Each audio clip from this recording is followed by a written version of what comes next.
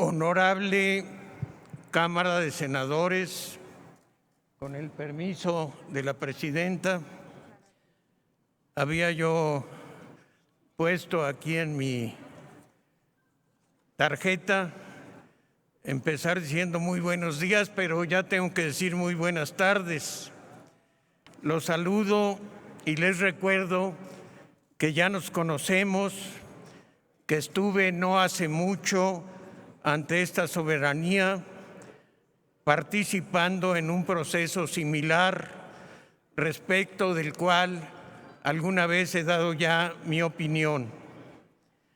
Acudo ahora a cumplir con el citatorio que recibí ayer.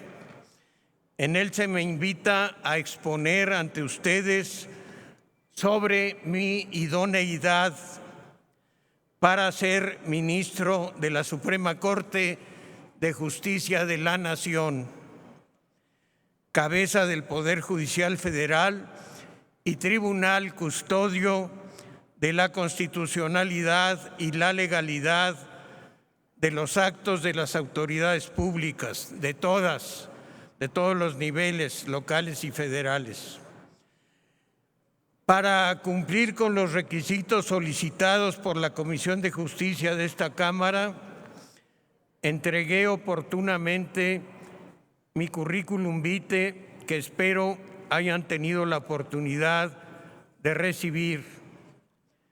Para hablar de mi idoneidad, no creo ser yo el más indicado, pero deben saber ustedes que la ANAD, Asociación Nacional de Abogados Democráticos, dirigió una carta al Senado de la que me envió copia, expresando algunas razones por las cuales esa agrupación de abogados tan activa, siempre presente en las causas justas, a favor de las causas justas, de estudiosos del derecho, fundada por don Emilio Krieger, opina que debo llegar a ser ministro de la Corte, y creo que si la Comisión de Justicia, como debe haber sucedido, distribuyó los documentos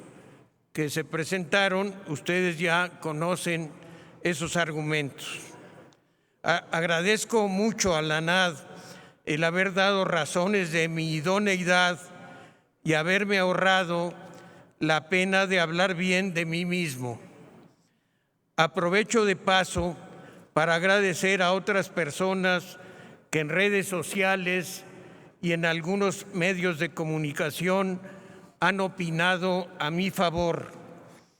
Gracias a la ANAD, gracias a todos quienes han dado buenas razones respecto de mi persona.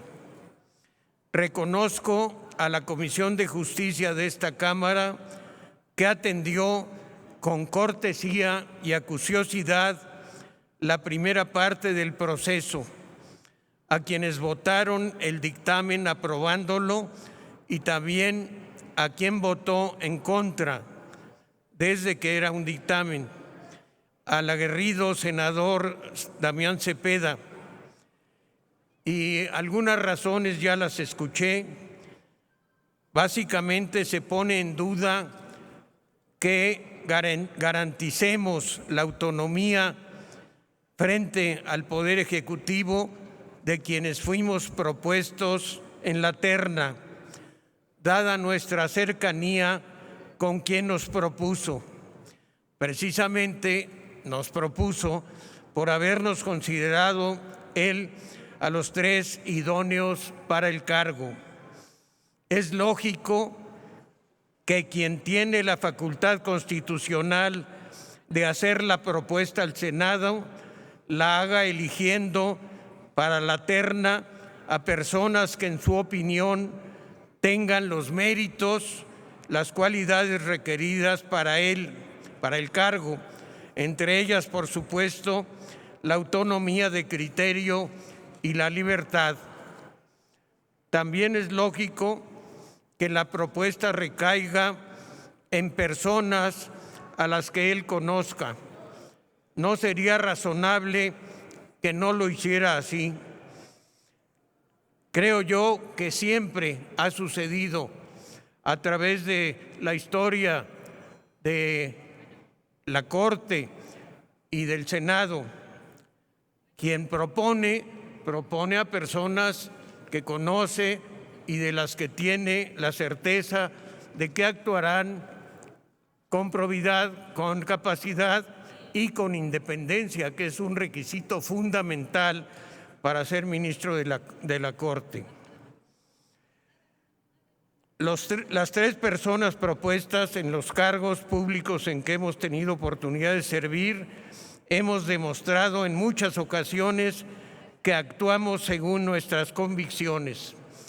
Yo lo hice sin ningún problema cuando fui procurador y el actual presidente era jefe del gobierno del Distrito Federal. Sobre este tema, hace unos meses di una opinión pública con toda libertad en contra de una propuesta que defendía el presidente de la República, haciendo uso legítimo de su derecho de opinar sobre temas jurídicos y políticos. Sobre este tema de la libertad, reitero lo que expuse en comisiones.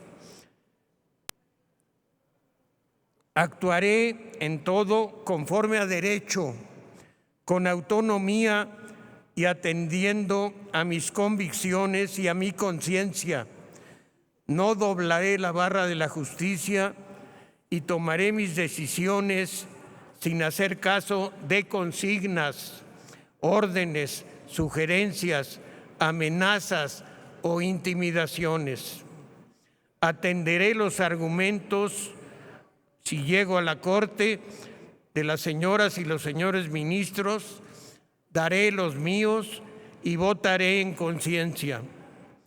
La guía de mis decisiones y participaciones será siempre el derecho vigente, la ley positiva, en primer lugar, el texto de la Constitución de los Estados Unidos mexicanos, las leyes que de ella emanen y los tratados internacionales aprobados por este Senado. ¿Qué es? Se ha preguntado que qué garantía pueden tener los senadores de que así actuaré. Pues solamente mi palabra y mi propia historia como político.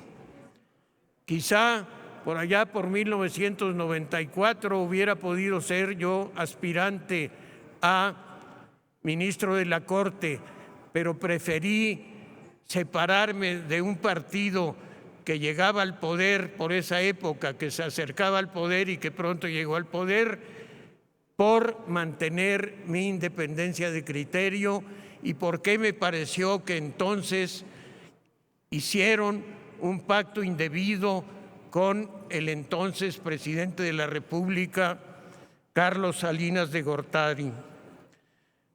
No perderé de vista nunca, me apegaré al derecho positivo, pero no perderé de vista al analizar los argumentos de otros o al expresar los míos, a la justicia, a esa virtud cardinal de tan largo historial que llega a nosotros de muy lejos en el tiempo, que forma parte de nuestra cultura jurídica y de nuestra ética social, concepto de prosapia y reconocimiento en el mundo entero.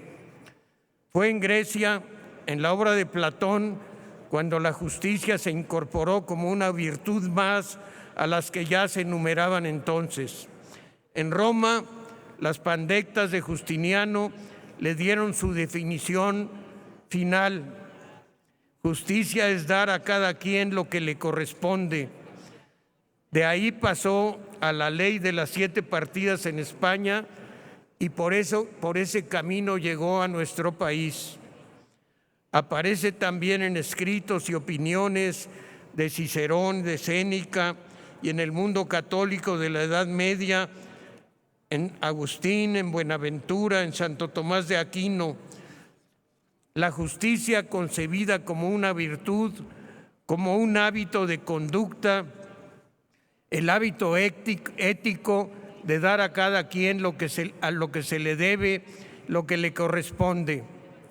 Se trata de una virtud moral de toda persona, pero especialmente de quienes tienen la misión de juzgar a sus semejantes, de buscar un equilibrio entre la norma, el valor que encarna, entre los hechos acreditados, sujetos a su sentencia, las circunstancias y las características de los protagonistas y el bien social protegido.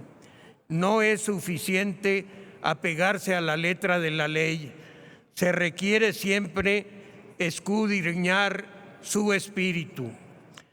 Entre las corrientes actuales del derecho, me inclino por la garantista capitaneada por Luigi Ferrajoli, quien pone el acento en la defensa y protección de los derechos humanos. Considera el derecho penal como la última ratio, el último recurso al que la sociedad solo debe llegar para combatir el crimen después de haber agotado la prevención y la persuasión, como se está haciendo ahora. Rechazo la tentación de caer en el concepto autoritario del derecho penal del enemigo, que considera a los violadores de la ley no como ciudadanos que deben pagar el desvío de su conducta y reinsertarse a la sociedad, que los considera, en cambio, como enemigos públicos a los que hay que exterminar o segregar. No se olvida la peculiar opinión de aquel exgobernador del Estado de México que sostuvo que los derechos humanos son para los humanos y no para las ratas. Estaba convencido, y era una moda en ese tiempo, por desconocimiento o por deformación de criterio, que quien incumple la ley se convierte en un enemigo sin derecho alguno. Schmitt, el jurista del nacionalsocialismo alemán, decía que un rasgo fundamental del instinto político es discernir al enemigo. Pienso, en cambio, con Manuel Munier, autor del Manifiesto a favor del personalismo, que el rasgo de toda persona, sea o no político, debe ser identificar al prójimo. Y una sentencia, en el fondo, busca precisamente identificar al prójimo. Las conductas que se juzgan son siempre conductas humanas, obras de la inteligencia y la libertad de las personas con todos sus antecedentes y circunstancias, causas remotas, enraizadas muchas veces en la marginación, la falta de oportunidades o la ignorancia. Un juez debe saber todo esto, entenderlo y valorarlo en cada una de sus resoluciones. Como estudioso del derecho, he elogiado las reformas judiciales que fueron aprobadas recientemente. Estoy convencido de que la nueva estructura constitucional alcanzó algunas mejoras con ellas. La reforma constitucional y la ley orgánica del Poder Judicial Federal. Se logra distribuir mejor las funciones y reforzar el carácter de tribunal constitucional que debe tener la Suprema Corte de Justicia. Se reestructuró la Defensoría de Oficio, a la que se le encarga, además de orientar a las personas y defenderlas, así hacerlo también respecto de las comunidades originarias. Se fortaleció la carrera judicial, poniendo en el centro del servicio de justicia la capacitación, la honradez y la probidad de los juzgadores. Pero así como reconozco en estas últimas reformas, en estas reformas recientes, algunos avances muy significativos, también he sido crítico de otras reformas anteriores, en especial la de 2008, que en un proceso de copia extralógica, quizá en forma espontánea, quizá impuesta, suplantó a nuestro sistema penal de tradición española y mexicana por un modelo copiado de prácticas tomadas de los Estados Unidos, de nuestros vecinos del norte. Se dijo entonces insistentemente que pasábamos del sistema inquisitorial al sistema acusatorio, lo que no es cierto. Señalé en su momento el error en el que se incurrió al modificar el artículo 21 constitucional, equiparando en el mismo al Ministerio Público y a las policías en materia de investigación de los delitos. Decía el artículo, la investigación de los delitos corresponde al Ministerio Público. Hoy dice, la investigación de los delitos corresponde al Ministerio Público y a las policías. Se perdió la diferencia entre quién es un experto en derecho y dirige la investigación y el que ejecuta la investigación, y se identificaron a todas las policías, tanto de seguridad, de migración, de caminos, a todas dándoles las mismas funciones que al Ministerio Público. Pero principalmente señalé entonces que en México, desde la Constitución de 1917, se abandonó el sistema inquisitorial adoptado en la legislación del siglo XIX, que perduró hasta el Porfiriato. Fue una herramienta de justicia clasista y muchas veces generadora de arbitrariedades y abusos. Una descripción que les recomiendo a los que me escuchen, una descripción inteligente y aguda del sistema inquisitorial. Para quien tenga esta curiosidad, lo pueden conocer en el ameno relato de Manuel Paino de los bandidos del Río Frío, en el que se refiere al prepotente Crisanto Bedoya, juez, que recibe una denuncia, investiga el delito, recaba las pruebas y dicta la sentencia.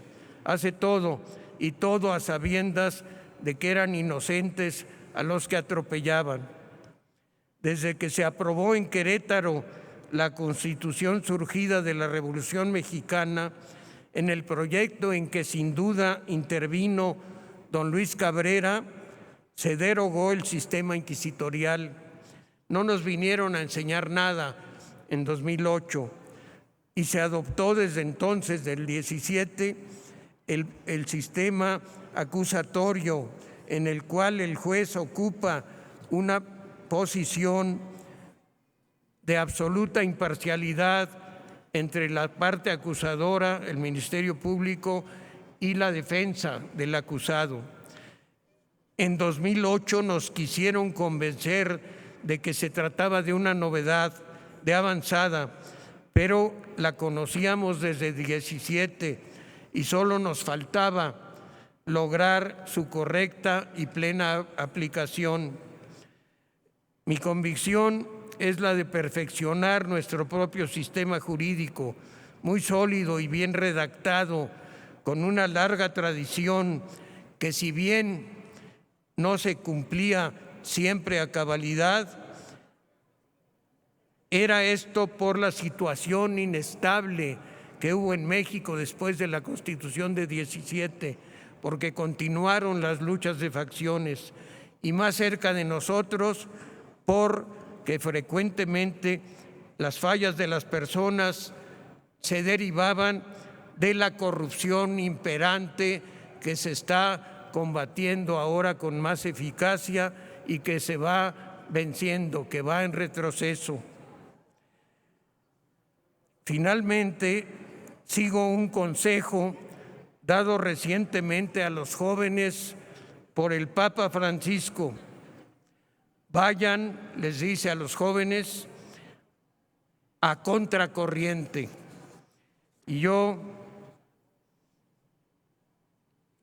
no tan joven, hago caso de este consejo. No les pido un voto para mí. Señoras y señores senadores, senadoras, les pido que en aras del perfeccionamiento de nuestro sistema parlamentario,